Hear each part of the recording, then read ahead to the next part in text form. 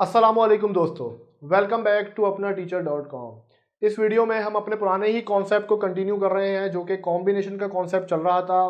पिछली वीडियो में हमने फार्मूले को डिस्कस करा, उस फार्मूले के कॉन्सेप्ट फैक्टोरियल को डिस्कस करा, फिर हमने डिस्कस करा कि उस फार्मूले में एन और आर आ रहे हैं, तो वो एन और आर किस तरीके से रिप्रेजेंट करेंगे हम सवालात में। मतलब कि जब हमारे पास सवालात आएगा तो ऐसी कौन सी चीज़ होगी जो हमारे लिए एन होगी और कौन सी चीज़ होगी जो वो आर होगी। एन क्या था? जो टोटल नंबर ऑफ हमारे पास सिलेक्शन थी, जो टोटल नंबर ऑफ आइटम्स हमारे पास मौजूद थे, टोटल नंबर ऑफ पीपल हमारे पास उस सवाल में मौजूद थे, वो हमारे पास क्या थे? वो एन थे। और आर क्या था? आर बेसिकली मेरा एक सिलेक्शन क्राइटेरिया था जिसकी बेसिस में मुझे लोगों को सिलेक्ट करना था या किसी भी चीज़ को आगे जाके सेलेक्ट करना है। तो ये मेरा बेसिकली फार्मूले का की एक इलस्ट्रेशन है, कि एक्सप्लेनेशन थी बेसिकली कि फार्मूला बेसिकली क्या है। तो फार्मूला उम्मीद है आपको रिकॉल होगा, जहन में होगा। नहीं है तो लास्ट वीडियो देख लो एक दफ़ा, उसके बाद इस वीडियो में आना। इस वीडियो में, ये वीडियो मेरी प्रीवियस वीडियो से डिफरेंट क्यों है? क्योंकि इस वीडियो में मैंने एक सवाल लिखा है, इस सवाल में थोड़ा टेक्निकलिटी लेवल इंक्रीज करा है। इस सवाल के 3 पार्ट हैं, ए पार्ट, बी पार्ट और सी पार्ट। उन तीनों पार्ट को मैं एक एक करके समझाऊंगा और बताऊंगा कि ये सवाल में जो डिफ़िकल्टी लेवल थोड़ा सा इंक्रीज हो रहा है, उस इंक्रीज को आपने किस तरीके से एग्जाम में टैकल करना है। तो पैनिक नहीं होना, ये सवाल आसान ही है, कोई इतना मुश्किल नहीं है। इंशाल्लाह इसको एक एक करके देखेंगे तो आपके कॉन्सेप्ट समझ में अच्छे से आएंगे। तो सवाल को पढ़ते हैं पहले। सवाल है, from 5 statisticians and 6 economist, 5 statisticians थे और 6 इकोनॉमिस्ट थे। उनकी एक कमेटी बनाई गई जिनमें हमने क्या लेना है? 3 स्टैटिस्टिशियन को सिलेक्ट करना है और 2 इकोनॉमिस्ट को सिलेक्ट करना है। इज टू बी फॉर्म्ड, दोबारा वही सवाल है, इज टू बी फॉर्म। तो यहां से तो मैंने ये पकड़ लिया कि भाईजान ये तो मेरा सवाल किस चीज का है? कॉम्बिनेशंस का। तो ये तो मेरे कॉन्सेप्ट सीधे क्लियर हो गए कि भाई इतने बंदे थे, इतने सेलेक्ट करने हैं, तो मेरा सिलेक्शन क्राइटेरिया यहीं पर ही मैट हो रहा है। तो ये किसका सवाल है? मेरा कॉम्बिनेशंस का सवाल है। ठीक है, अब हम जानते हैं कि कौन कौन सी चीज़ों को हमने एन कंसीडर करना है और कौन सी चीज़ों को हमने आर कंसीडर करना है। आर हमारा सिलेक्शन क्राइटेरिया था, तो एन क्या है मेरे पास? अब इसमें देखना, इस सवाल में ना 2 चीज़ें हैं बेटा। एक है स्टैटिस्टिशियंस की बात हो रही है, एक इकोनॉमिस्ट की बात हो रही है। तो हमने जो पहले सवाल करा था उसमें सिर्फ एक ही क्राइटेरिया था कि इतने कमेटी के बंदे हैं और इतने सेलेक्ट करने हैं। अब इसमें 2 टोटल नंबर ऑफ पीपल्स हैं हमारे पास और उसकी अलग सिलेक्शन क्राइटेरिया से स्टैटिस्टिशियंस हैं, उसके टोटल नंबर ऑफ बंदे गिवन है, total number of from 5 statisticians, total N given है हमारे पास स्टैटिस्टिशियंस का। और फिर उसमें से हमने क्या सिलेक्ट करना है? उसमें से हमने 3 स्टैटिस्टिशियंस सिलेक्ट करने हैं। तो जब मैं इस सवाल को सॉल्व करूंगा तो मैं इसको 2 एस्पेक्ट से सॉल्व करने जा रहा हूं। एक है स्टैटिस्टिक्स का जो बंदे हैं और एक इकोनॉमिस्ट वाले बंदे।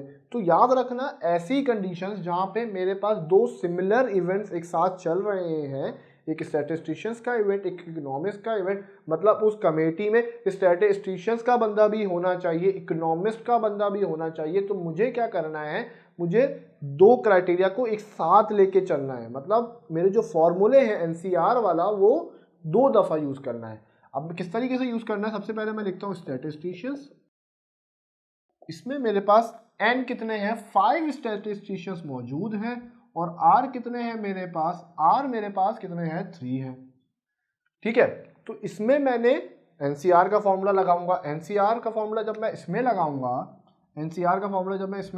तो वो हो जाएगा एनसीआर बराबर है N factorial R factorial N minus R factorial. ये मेरा एनसीआर का फॉर्मूला है।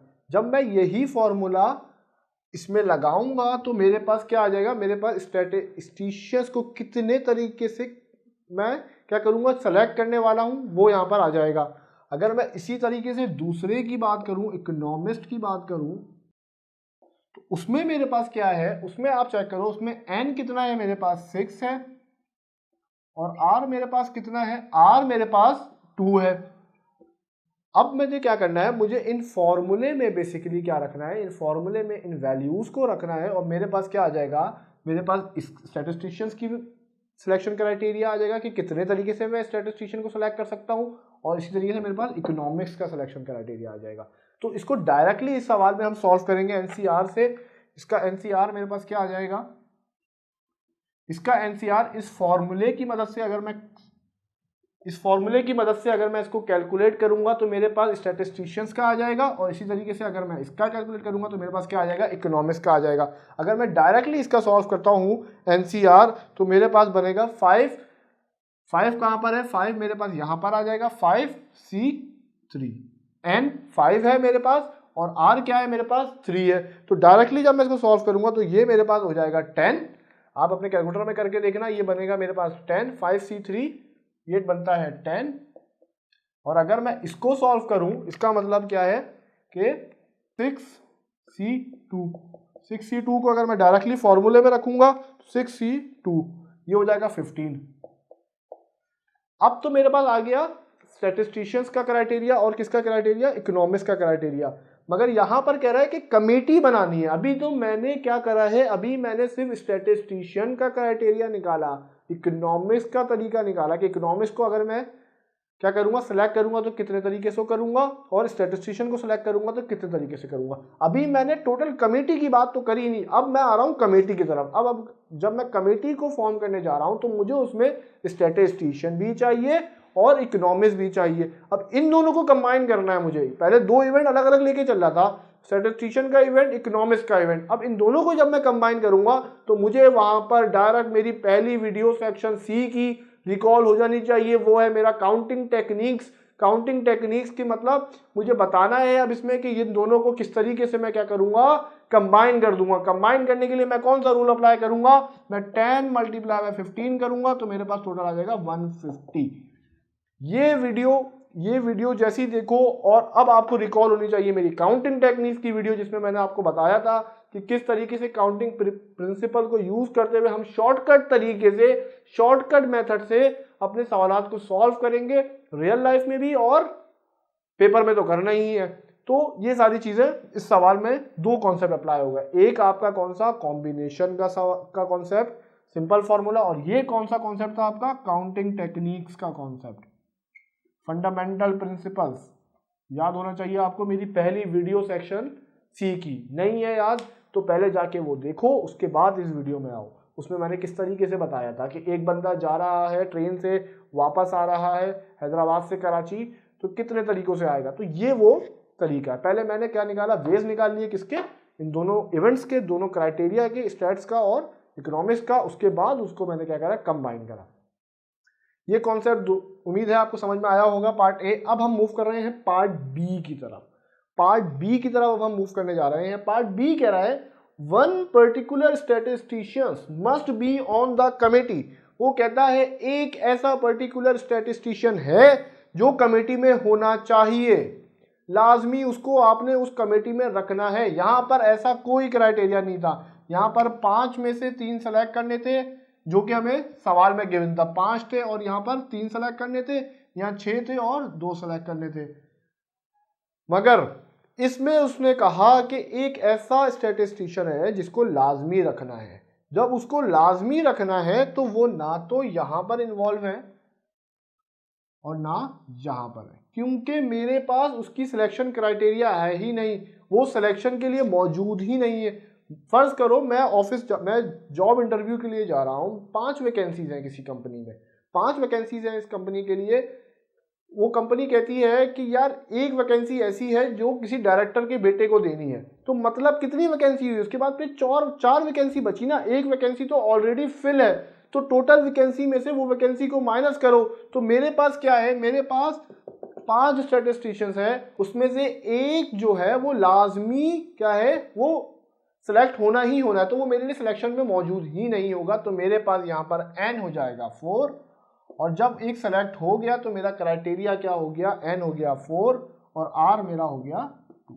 बस इस सवाल में एक छोटी सी चीज थी, मैंने क्या करा, मैंने एक जो बंदा मेरे पास वन पर्टिकुलर का जो लफ्ज आया था उसमें से मैंने क्या करा, मैंने अपने एन से, अपने आर में से वो एक पर्टिकुलर बंदे को क्या कर दिया, हटा दिया। क्यों? क्योंकि वो मेरे सिलेक्शन क्राइटेरिया के लिए मौजूद ही नहीं था। जब मैं सेलेक्ट कर रहा हूँ तो वो सीट मेरे पास अवेलेबल ही नहीं है। जब वो मेरे पास अवेलेबल नहीं है तो वो मेरे सिलेक्शन में आएगी नहीं, चाहे वो सिलेक्ट हो चाहे वो सिलेक्ट ना हो, इर्रिस्पेक्टिव है, उसको उधर आना ही है, उसको उस कमेटी में बैठना ही है। ये ऐसी ऐसी रियल लाइफ एग्जांपल्स हम कहाँ देखते हैं? ऐसी रियल लाइफ एग्जांपल्स हम यूनिवर्सिटी में एडमिशन लेने जा रहे हैं तो कोटा सिस्टम होता है। कोटा में क्या होता है भाई कि आपने क्या करना है, आपको इतनी सीटें हैं, तो अब जब इतनी सीटों में इतने बंदे किसके आएंगे, डायरेक्टर्स के आएंगे, चेयरमैन के आएंगे, तो जब वो मतलब वो क्या है, उस सीटों पे आपके फॉर्म ही फिल नहीं होते, उस सीटों के लिए आपकी फॉर्म ही फिल नहीं होते, तो मतलब वो सिलेक्शन के लिए मौजूद ही नहीं होते। रियल लाइफ एग्जांपल्स आपको ऐसी मिलेगी। तो यहाँ पर मैंने क्या करा, एन में से एक हटा दिया, आर में से एक हटा दिया। अब क्या करूंगा, अब मैं डायरेक्ट एनसीआर लगाऊंगा अपना। एनसीआर का फॉर्मूला आपको पता है, चाहो तो इस तरीके से कर लेना, नहीं तो शॉर्टकट मेथड कैलकुलेटर से करना एनसीआर का। एनसीआर जब मैं लगाऊंगा यहाँ पर, एनसीआर जब मैं यहाँ कैलकुलेट करूंगा तो एनसीआर के लिए मेरे पास यहाँ 4 है, C2 है, 4C2। 4C2 डायरेक्ट कैलकुलेटर में अगर मैं लगाता हूँ तो 4C2 बनता है आपका 6। ये 6 हो गया। ये बिल्कुल वैसे ही रहेगा। इकोनॉमिस्ट में ऐसी कोई कंडीशन नहीं है, तो आपने अब जाके काउंटिंग प्रिंसिपल लगा देना है अपना। काउंटिंग प्रिंसिपल लगाओगे, स्टैटिस्टिशियंस का कितना था, 6 आया स्टैटिस्टिशियंस का। अब आपने क्या करना है, 6 इकोनॉमिक्स का सेम है जैसे मैंने ऊपर लिखा है इकोनॉमिक्स का। इकोनॉमिक्स के लिए मैंने क्या करना है, ये वाला यूज करना है 150, 15 यूज करना है मैंने इकोनॉमिक्स के लिए। तो अब मैंने क्या करना है, 15 को क्या करना है, 6 से मल्टीप्लाई कर देना। जब मैंने 15 को 6 से मल्टीप्लाई करा तो मेरे पास आया 90। तो यहाँ पर इन दोनों पार्ट में छोटी छोटी सी डिफिकल्टी लेवल था, 2 चीज़ें हमने देखी हैं। अब हम मूव करने जा रहे हैं अपने पार्ट सी की तरफ। तो अब हम देखने जा रहे हैं कि मेरे पास सी पार्ट क्या कह रहा है। ए पार्ट सिंपल था, 2 रूल अप्लाई कर लिए और काउंटिंग टेक्निक भी यूज कर ली। उसके बाद सेकंड पार्ट में थोड़ी सी डिफिकल्टी लेवल इंक्रीज हुआ। उसने कहा कि भाई एक स्टैटिस्टिशियंस जो है उसको लाजमी रखना है। जब उसको लाजमी रखना है तो वो मेरे लिए सिलेक्शन में भी अवेलेबल नहीं है, और वो सीट जो है वो पूरी हो चुकी है। तो जब वो सिलेक्शन के लिए अवेलेबल नहीं था तो मैंने एन से भी क्या कर दिया, उसको माइनस कर दिया 1 को, और वो सीट भी मेरे लिए पास अवेलेबल नहीं थी तो मैंने आर से भी उसको माइनस कर दिया। ठीक है, तो 2 पार्ट सिंपल थे, समझ में आ गए। अब हम चलते हैं सी पार्ट की तरफ। सी पार्ट कह रहा है एक पर्टिकुलर इकोनॉमिस्ट ऐसा है जिसको कमेटी में नहीं रखना है। कितने इकोनॉमिस्ट मौजूद हैं, 6 इकोनॉमिस्ट मौजूद है मेरे पास, 6 इकोनॉमिस्ट मौजूद है मेरे पास। इकोनॉमिस्ट टोटल कितने हैं मेरे पास, 6 मौजूद है। इसको नहीं रखना है अपने पास, तो क्या हो जाएगा मेरे पास 5। ये मेरा क्या बन गया, मेरा एन बन गया। फिर वो कहता है, यहां पर तो चुप हो गया, मगर ऊपर क्या कह रहा है कि मुझे कमेटी में 2 इकोनॉमिस्ट लाजमी चाहिए।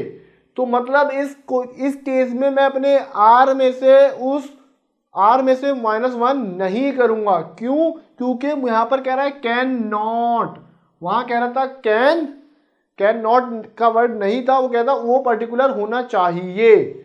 तो मतलब उसने एक ऑलरेडी आर वाली सीट ऑक्यूपाई कर ली थी। यहां पर ऐसा कोई सीन नहीं है, यहां पर होगा ही नहीं, मगर मुझे अपने इकोनॉमिस्ट तो 2 ही चाहिए। तो यहां पर आर मेरा क्या रह जाएगा, आर मेरा 2 ही रहेगा। याद रखना, उस वाले केस में मैंने -1 क्यों करा था, क्योंकि उसने सीट को ऑक्यूपाई कर लिया था, तो वो मेरे पास ना सिलेक्शन क्राइटेरिया में था और ना वो टोटल में था, तो इसीलिए मैंने उसको माइनस कर दिया था। इकोनॉमिस्ट का अगर मैं निकालूंगा, और स्टैटिस्टिशियन का केस क्या है, स्टैटिस्टिशियंस तो सेम ही है। इसमें कितने हैं भाई, एन मेरे पास यहाँ पर 5 है, आर मेरे पास 3 है, तो इसमें कोई चेंज नहीं आया। इसको मैं डायरेक्ट एनसीआर से सॉल्व करूंगा, ये हो जाएगा 5C3, और इसको जब मैं एनसीआर से सॉल्व करूंगा तो ये हो जाएगा मेरे पास 5C2।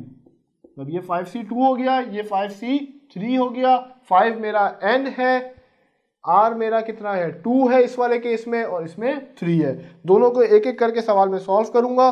5C2 आपको पता है क्या आएगा आपका, वो आएगा 10, और 5C3 आपके पास आएगा वो भी 10। ये दोनों आपके पास 10 आएंगे, काउंटिंग टेक्निक्स यूज करेंगे, 10 मल्टीप्लाई बाय 10 मल्टीप्लाई बाय 10 आपका 100 हो गया।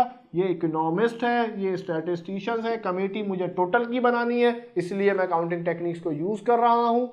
टोटल के लिए काउंटिंग टेक्निक्स, अलग अलग क्राइटेरिया के लिए कॉम्बिनेशंस का प्रिंसिपल, दो प्रिंसिपल को एक साथ यूज करा, किस तरीके से लिंक करना है इस सवाल में समझा दिया है। उम्मीद है कॉन्सेप्ट समझ में आ रहे होंगे।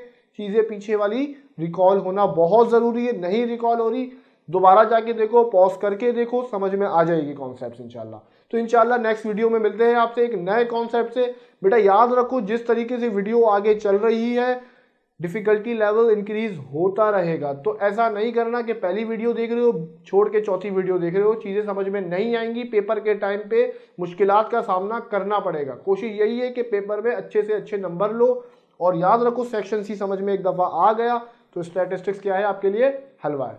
तो इंशाल्लाह मिलते हैं आपसे नेक्स्ट वीडियो में एक नए कॉन्सेप्ट से, और वादा कर रहा हूं कि वो कॉन्सेप्ट बहुत इंपॉर्टेंट कॉन्सेप्ट होगा। तो इंशाल्लाह नेक्स्ट वीडियो में मिलते हैं। अपना बहुत ख्याल रखिएगा। Thank you so much.